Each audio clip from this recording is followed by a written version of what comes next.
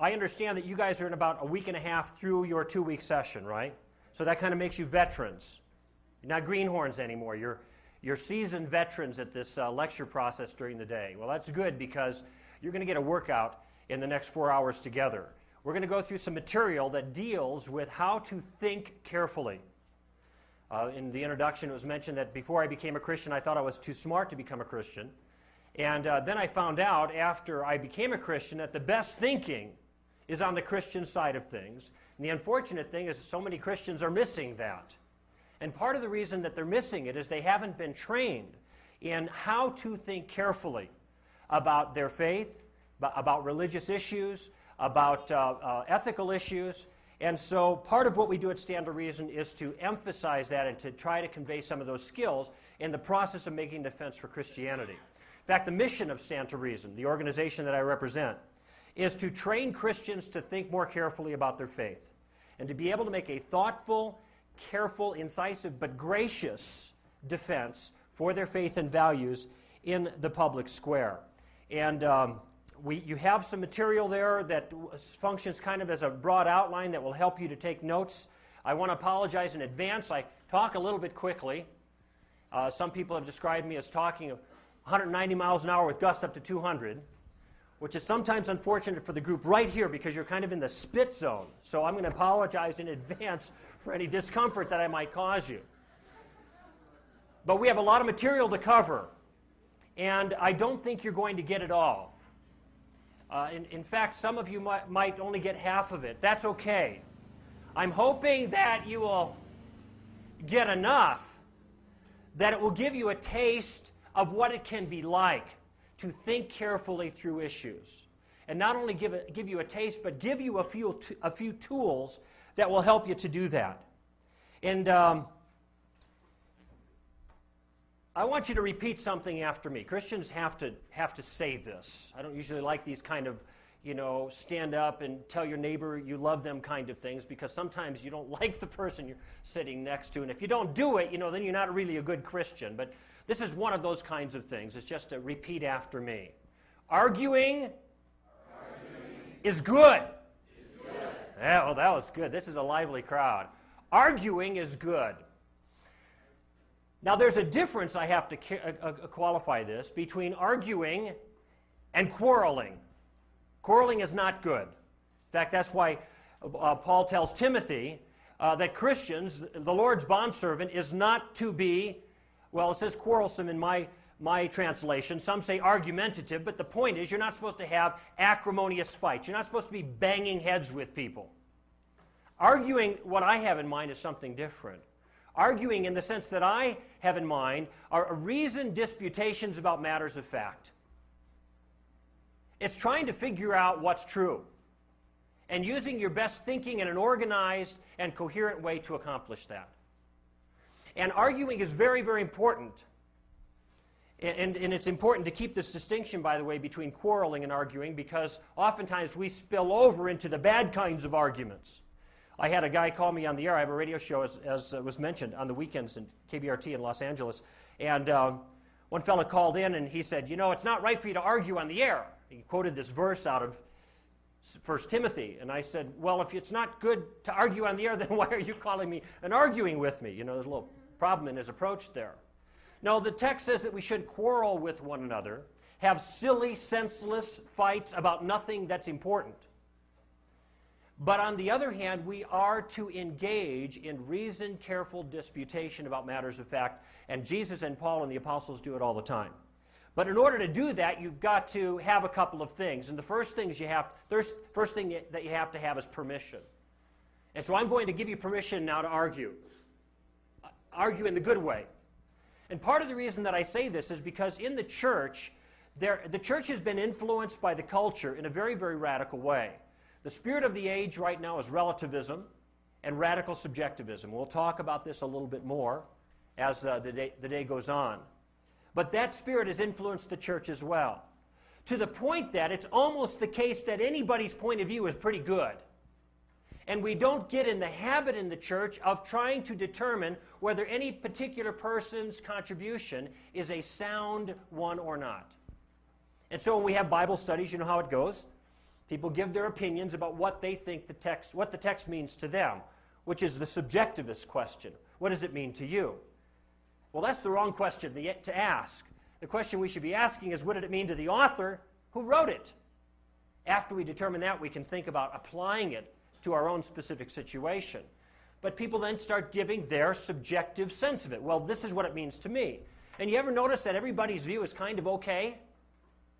And the minute you start disputing with somebody's view, well, you're doing something that's tremendously impolite in the context of our culture. Why? Because you just don't tell people that they're wrong, especially when it comes to religious issues.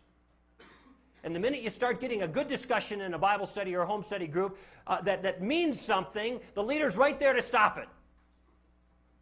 Why? Because we don't want, what's the word? Division. We don't want division. In other words, if you contend for a particular point of view against somebody else's view, even if you're doing it in a principled way and in a gracious way, that is often viewed by other Christians as divisive and something we shouldn't do. And so what we end up having is a false sense of unity, a false sense of peace that's imposed by these kinds of rules instead of there because we understand in a communal way what the truth actually is. And if you look in the New Testament, you see disputations about truth going on all the time, and it's good that they do that. Because what arguing does is it helps us to get at what the truth is. Now, if truth is important, and it ought to be to the Christians, then arguing carefully about what the truth entails, what it amounts to, what evidence there is for a particular point of view is absolutely vital in the church.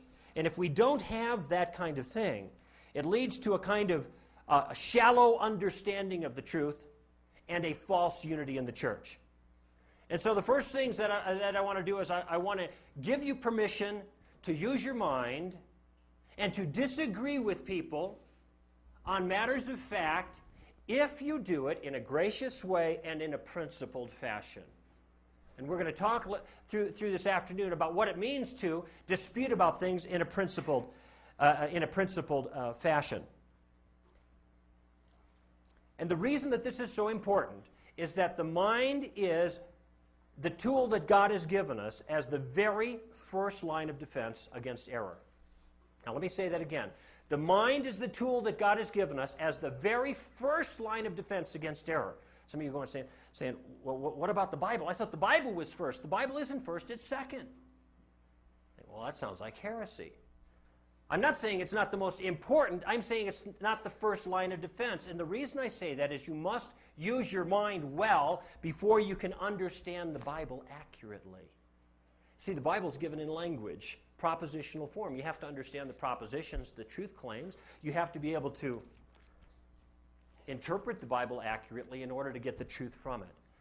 And if we abandon our minds and good thinking in the process of reading the Bible, we're not going to get the right answer from what God is telling us. So the first thing you got is permission, and I've just given it to you. If you, what are the two caveats? If you do it in a principled way, and if you do it graciously. Thank you. Second point I want to make is that you not only need permission, you have to have some tools. And in the next few hours, I want to give you some of those tools. I want to give you the specific things that will help you in working through ideas effectively. Sometimes these tools are just going to be words. You're going to gain some vocabulary words. Words are valuable because what they do is identify particular ideas. And when you understand a particular thing, the meaning of a word well, certain words, it becomes a tool that you can use to see things that you didn't see before. And we're going to do an exercise like that in just a few moments. Some of you might be familiar with J.P. Moreland, who's a person who's had a tremendous influence on my own life. And Dr. Moreland made an observation, and he said that the more that you know about a thing, the more that you see. How many people here are basketball fans? A lot of you. So I talked to Dave last night. He picked me up in the airport, and he really liked the Bulls. Now, if I watch the Bulls in basketball, I know what a dribble and the shot, and I know what a pick is, but that's all I see. Dribbling, shooting, and an occasional pick. But you guys who know basketball know there's a whole lot more going on there, right? And you see in the game because you know about those particular things. Now, if I were to sit down with somebody, and this is a good trick if you have a significant other that doesn't care so much about your particular stuff, like sports maybe, and it's not always the guys that are into the sports and the gals are out doing something else. Sometimes it's just the opposite. I imagine that we have some ladies in here that are like major league sports addicts. They know all about it. If you want to get your significant other interested in what you're interested in, spend some time and teach them a little bit about the thing itself. Because when they learn about it, they start to see, oh, well, there's a couple of teams on here that are trying to accomplish a goal, and here's some of the ways they do it. And pretty soon you see these plays, and I don't even know what they are, like, in football, like an end around or something. But you see these things happening. When you get educated, you see things in the game itself, and it becomes more interesting. And not only do you see the things that you didn't see before that were always there, but now you have the tools to see what's going on. You get to be kind of a critic of the game, don't you? Isn't part of the fun of the sports being kind of an armchair coach? He should have done this and not that. When you learn about the thing itself, you see different things, and then you can be a player.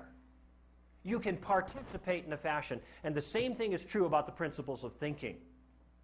And I hope after our time together, you're going to see all kinds of things that were right in front of you that you never noticed before, as you share your faith with people and you have discussions with other Christians and non-Christians about critical issues of truth that pertain to God and the Bible and the religious and moral issues. You're going to see things, not only will you see things, but you'll know how to respond to them because you have a couple of tools at your disposal. And it's important to learn some of these things, even the vocabulary, because if you want to traffic in the world of ideas at all, it's important to learn the language of ideas. Now, having laid the foundation a little bit with the permission and just giving you the ideas that we need some tools, I want to give you some. I want to talk for a moment about ice cream, which is a pleasant thought right about now. 9:30 here in 95-degree heat. Not just ice cream. Let's talk about Haagen-Dazs ice cream. Isn't that like a creature all of its own kind? It's like they shouldn't even call that ice cream. It's just all by itself. How about Haagen-Dazs butter pecan ice cream? Huh? Is that unreal? There are more pecans in Haagen-Dazs butter pecan ice cream than there is ice cream, which is probably a good thing, because I don't know if you looked at the label on the side, but there is more fat in a Haagen-Dazs ice cream than there is in the same amount of lard. What a way to go, though, right? You know that in just one of those little ice cream bars is 26 grams of fat? Do you know how many miles you have? Well, let's not even think about that. Haagen-Dazs butter pecan ice cream. Now, what if I were to make this statement to you? What if I said to you, Haagen-Dazs butter pecan ice cream is absolutely delicious? Here's my question. Is that statement true?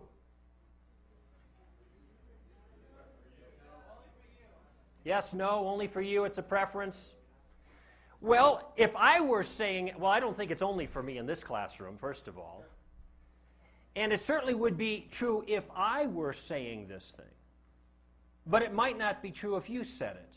How many people here don't care for Haagen-Dazs butter pecan ice cream? Unbelievable! That must be because you have never had it. So you've got to go down to the store. Now maybe your favorite is something else.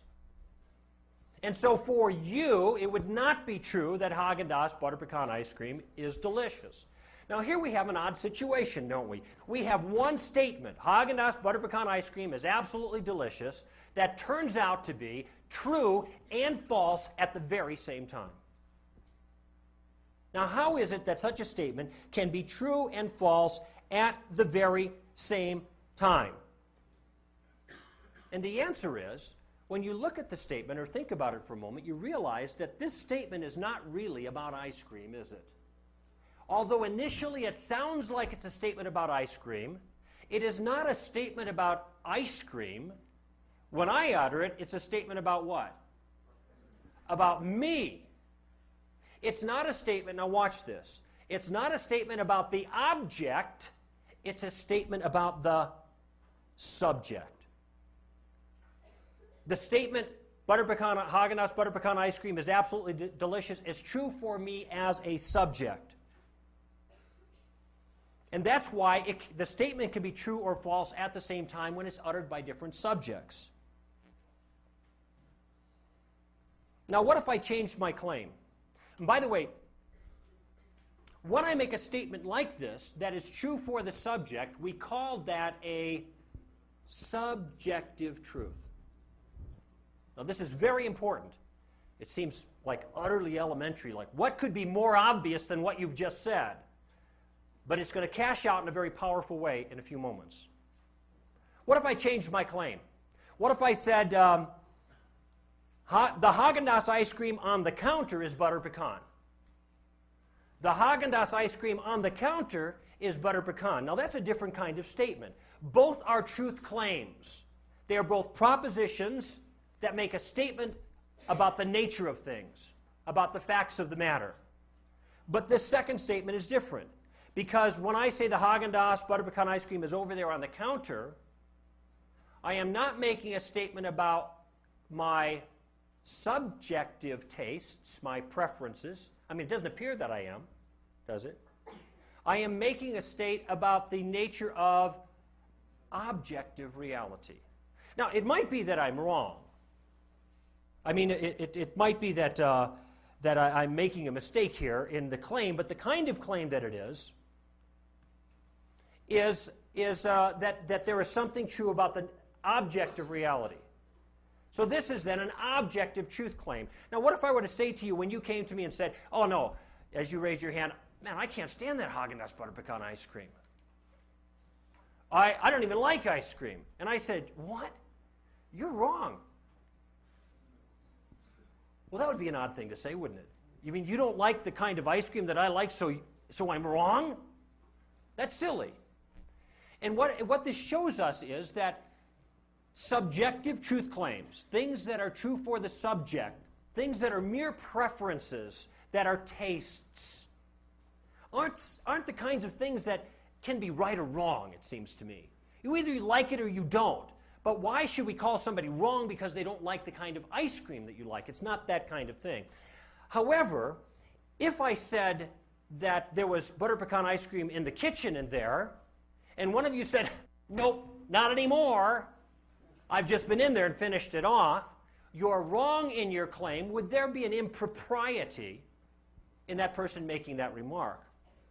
No, it wouldn't be inappropriate. Now, it may be that there was another thing of butter pecan that he doesn't know about that I knew about that I was referring to when I made the comment. But it wouldn't be inappropriate to say that person is wrong. What you do is if you had a difference of opinion, you might both go look. Or try to adjudicate in some fashion whose claim happened to be right at the given moment. But when you make a subjective claim, there's no real right answer, it seems. People have their preferences. However, when you make an objective claim, an objective truth claim, it can either be right or wrong. And the goal then is to find what the correct answer is, not to share our feelings. Because in this case, we believe the truth to be objective, not subjective. It's a truth, now watch this, that is out there, so to speak, not something that is simply in here. Now, what this helps us to see is that there are two ways a thing can be true, in modern parlance at least. There is a difference between something that is subjectively true and something that is objectively true. Subjective claims are first-person claims. They're private. My delight in Haagen-Dazs butter pecan ice cream is something that I know and you couldn't know about me unless I told you. It's a private feeling, a private taste that I must announce to you. They are neither true nor false, or I should say neither right nor wrong in one sense of the term. They're characterized by terms like I prefer, I enjoy, I feel, I like, and can be both true and false depending on the subject. This way you get the term, they're true for you. And I heard some of you say that when I asked if my statement was true or not. You say, well, that's That's true for you, but apparently for many of you, it's not true for you. By contrast, objective truths are claims about an external state of affairs, are claims about what's out there.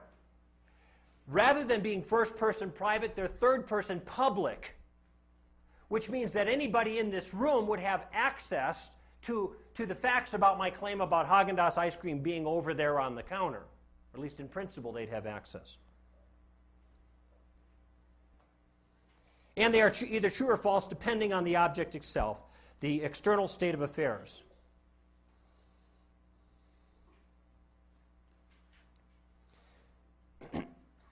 Now let me show you how this cashes out a little bit in our culture. I mentioned earlier that mere preferences don't seem to be the kind of things that are right or wrong. In fact, if I said you were wrong, that would be really odd. If I said you were immoral for not liking the kind of ice cream that I like, that would be much more extreme. It would be odd for me to say you ought to like this. You're immoral. You're a sinner if you don't like Haagen-Dazs butter pecan ice cream. You look at me like I'm insane. And it would be an odd thing to say, and anybody who made that kind of claim, you'd want to question their sanity. Well, forgive me for stating something obvious here, but there is a difference between choosing an ice cream flavor and choosing a medicine. In ice cream, you choose what you like.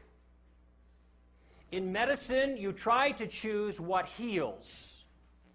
Because ice cream is meant to appeal to the subjective tastes and preferences of individuals, where insulin is meant, for example, is meant to deal with an objective problem. And it would be rather odd if somebody tried to solve an objective problem with a subjective preference. I hear you got cancer. You taking chemo? No, I don't take that chemotherapy anymore. It just got me sick. Instead, I eat Haagen-Dazs ice cream. What do you do that for? It tastes a lot better. Well, that's crazy, because the goal isn't to satisfy the taste. The goal is to heal the sickness. Though this is such an obvious statement, there is profound confusion on this point when it comes to religious issues, because Americans think of God and religion and morals like ice cream and not like insulin. The American point of view, and to a great degree, surprisingly, even within the church, the point of view is that religious truth claims turn out to be mere preferences. George Barna took a poll in something in 1993 or thereabouts and asked a question pertaining to this issue. Can religious truth claims be both true and false at the same time when spoken by different people? And 60% or so of Christians, those who identified themselves as evangelical Christians, agreed with the statement. A couple years later, he gave the same poll, and something like 70% of Christians agreed with the statement, which is rather odd because we talk about Christianity in our community of faith as the thing that's true, but it's much more difficult when we get outside of our community of faith, talking with people, exposed to people who don't believe like we believe, and then we're not quite so confident. And then it's, well, this is what I do, but whatever you do, that's cool too.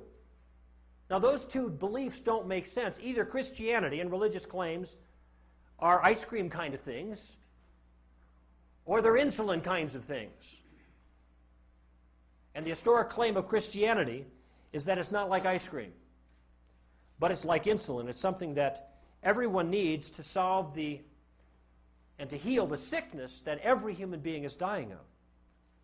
But this realization that Americans characteristically think of God and religion and morals like ice cream and not like insulin, they choose religion according to their tastes, explains a lot, I think, in our culture and what we encounter as Christians.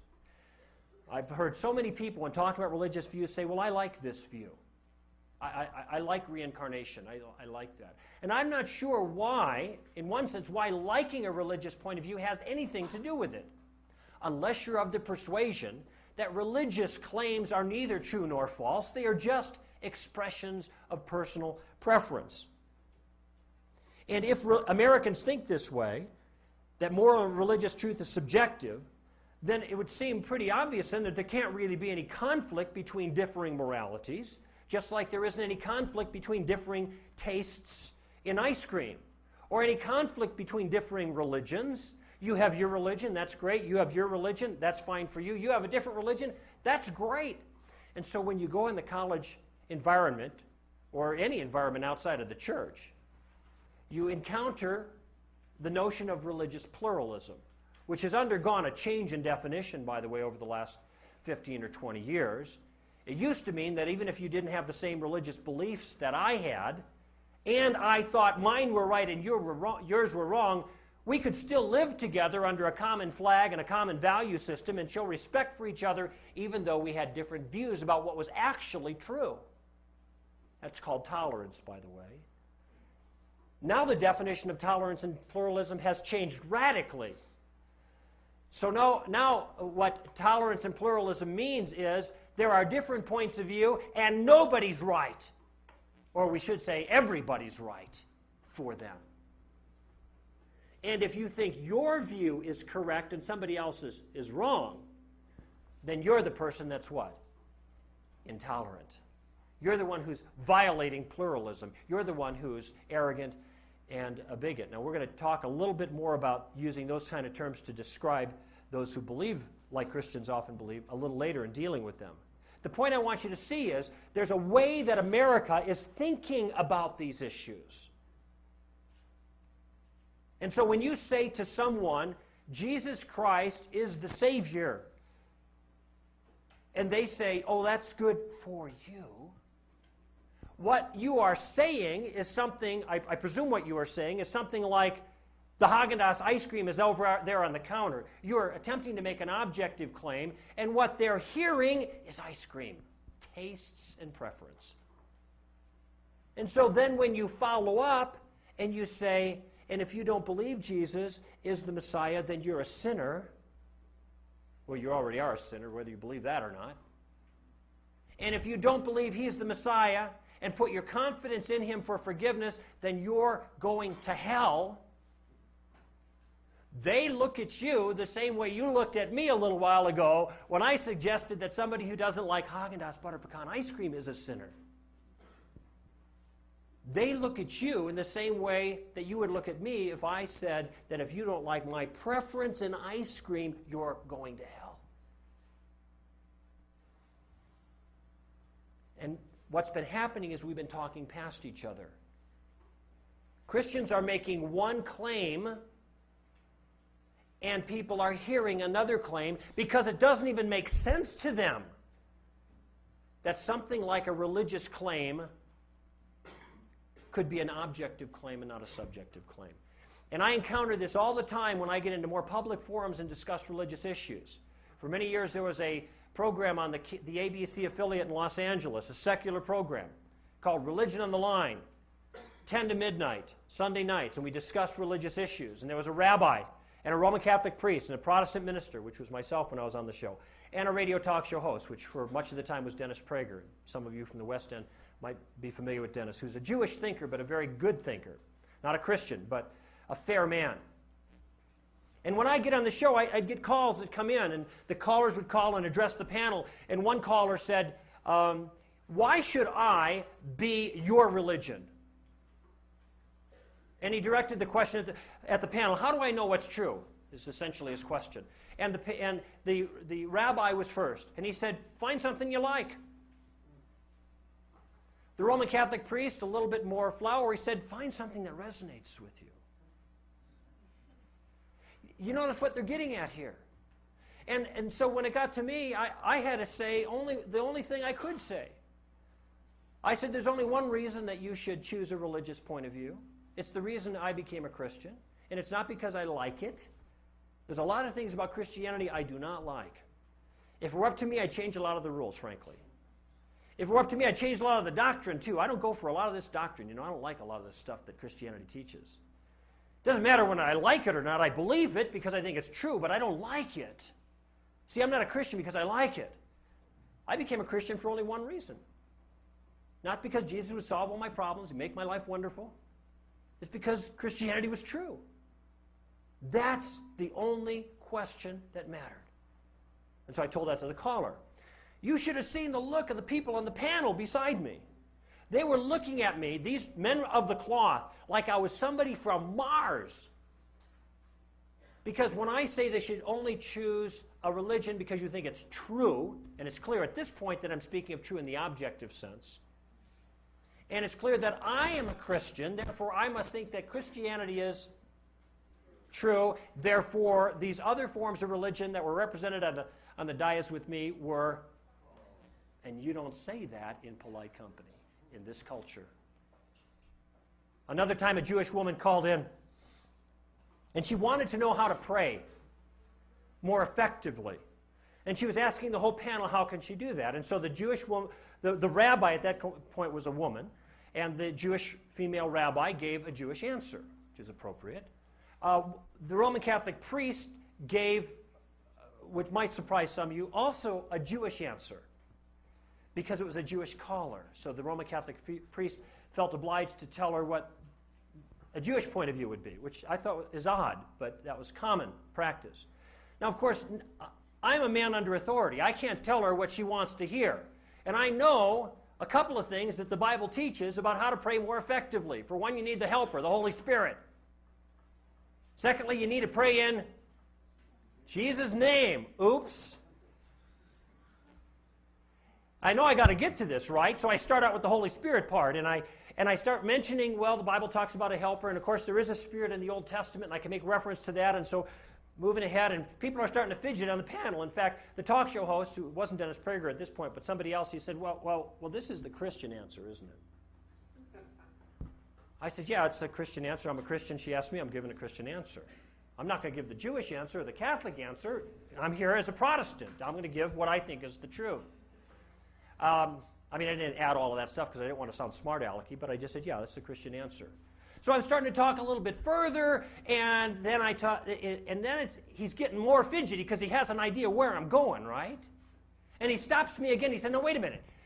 You're giving the Christian answer, right? I said, yeah, I'm giving the Christian answer. Now, what is this person trying to do? Is he adding any information to the conversation by saying you're giving the Christian answer? No, of course I'm a Christian. I'm giving the Christian answer. He is not adding information. He is trying to relativize my response. He's saying, oh, your comments are for Christians, if Christians believe it.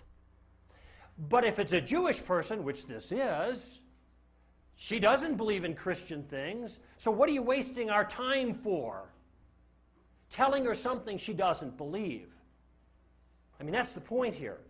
So I went on and tried to finish. I got to the point of saying, well, the second thing you need, now you got the helper, the Holy Spirit. Okay, people are on. Well, the second thing the New Testament teaches is you have to pray in the name of Jesus. And that's as far as I got. I didn't even get the whole name out. And all pandemonium broke loose. The talk show host stopped me like this. He's waving his arms. You can't say that.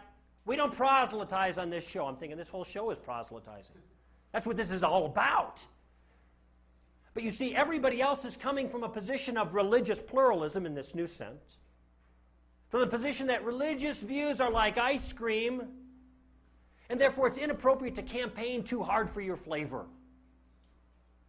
The Jewish rabbi came right out of her seat, called me intolerant, arrogant, all over my case. And I'm just sitting there like, just trying to answer the poor lady's question. They railed on me for about 10 minutes, and finally somebody asked the woman on the phone, what did she think?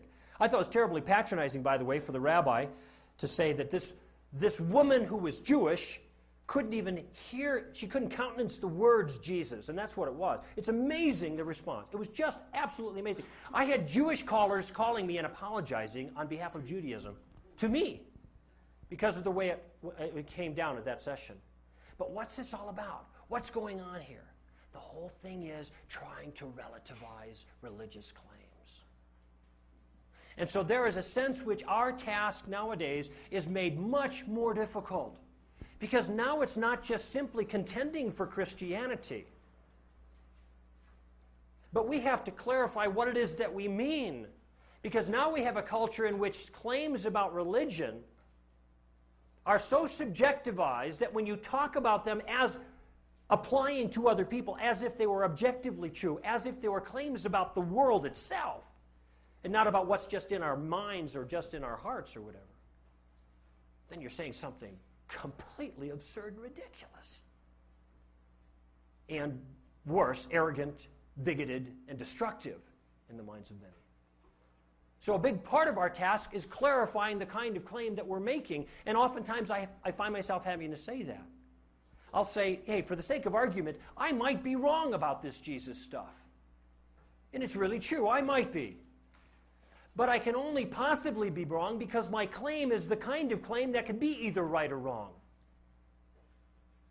I may be wrong about Christianity, but please don't make any mistake about the kind of claim that I'm making.